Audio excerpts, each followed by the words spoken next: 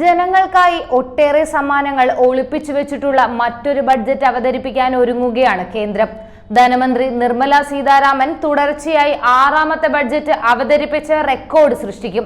ഫെബ്രുവരി 1-ന് ഇടക്കാല ബഡ്ജറ്റ് അവതരിപ്പിക്കുന്നതോടെ സീതാരാമൻ തുടർച്ചയായി 5 ബഡ്ജറ്റുകൾ അവതരിപ്പിച്ച തന്റെ മുൻഗാമികളായ മൻമോഹൻ സിംഗ്, അരുൺ ജെയ്റ്റ്ലി, പി ചിദംബരം, യശ്വന്ത് സിൻഹ എന്നിവരുടെ റെക്കോർഡുകൾ മറികടക്കും.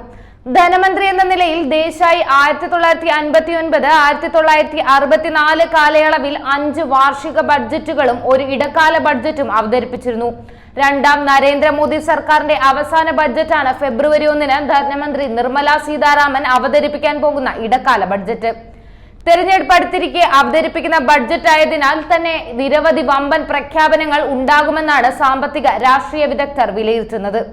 ഇടക്കാല ബഡ്ജറ്റ് 2024-25 ഏപ്രിൽ-മെയ് പൊതു തെരഞ്ഞെടുപ്പിന് ശേഷം പുതിയ സർക്കാർ അധികാരത്തിൽ വരുന്നവരെ ചില തുകകൾ ചെലവഴിക്കാൻ സർക്കാരിന് അധികാരം നൽകുന്ന വോട്ട് ഓൺ അക്കൗണ്ട് ആയിരിക്കും.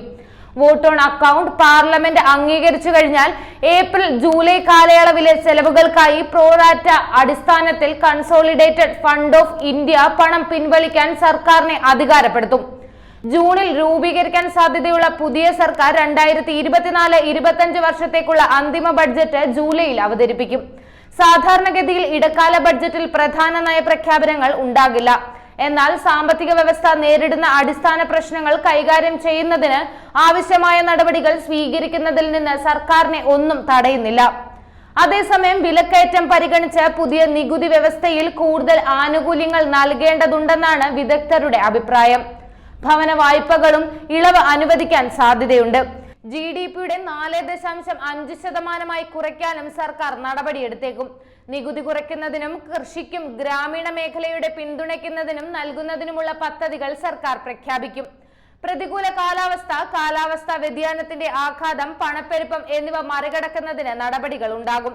Digitalised India, green hydrogen, electric വാഹനങ്ങൾ, ബ്രോഡ്ബാൻഡ് എന്നിവയുടെ വളർച്ചയെ പ്രോത്സാഹിപ്പിക്കുന്നതിന് പ്രത്യേക ഊന്നൽ നൽകിക്കൊണ്ട് അടിസ്ഥാന സൗകര്യ വികസനത്തിന് കൂടുതൽ ഫണ്ട് അനുവദിച്ചേക്കും.